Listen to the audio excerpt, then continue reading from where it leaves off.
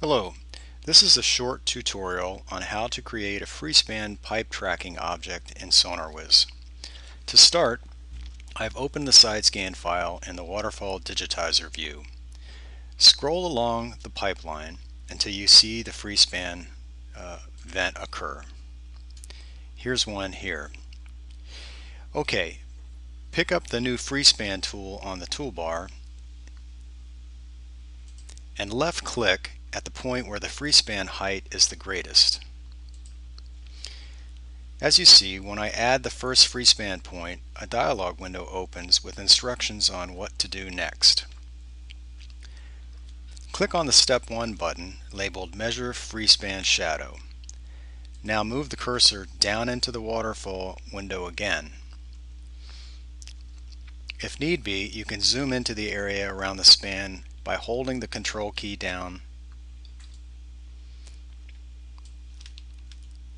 and rolling the mouse forward.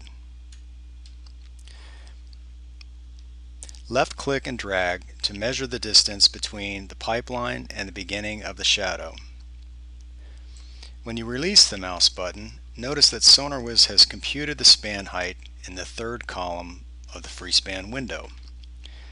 Next, click on Step 2, pick Freespan Start Point.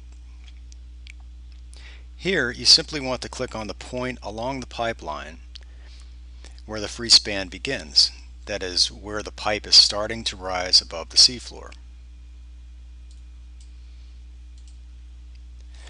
When you add this point, SonarWiz stores it in the freespan window along with its coordinate information. Finally, click on the Step 3 button, pick Freespan Endpoint.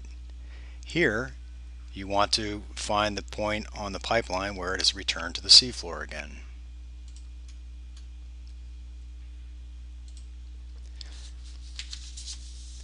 Okay, on this last step, SonarWiz adds the endpoint to the freespan window and computes the freespan length. At this point, you may save or cancel the operation. Now, to generate export data from the freespan objects, you have two options. You can export the freespan data into an ASCII CSV file by using the Contact Manager and clicking on the Export button. Enter a file name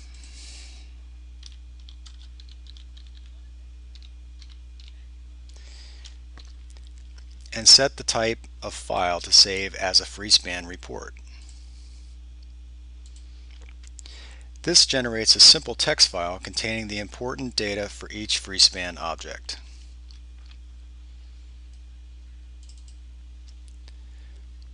I've opened it in Excel so you can see the contents of each freespan object. The second option is to build a contact report of just the freespan objects. If your project contains lots of contacts, as this one does, you may want to build a filter that selects only the objects which have been classified as a freespan. I've already done that and will simply select that filter and apply it.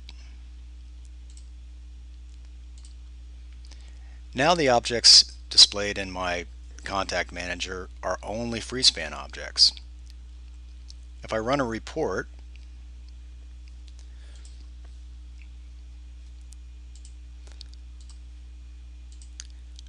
I can get a nice Microsoft Word document that contains the imagery and the detailed measurements for each freespan object in my report. This concludes the video on freespan digitizing in SonarWiz.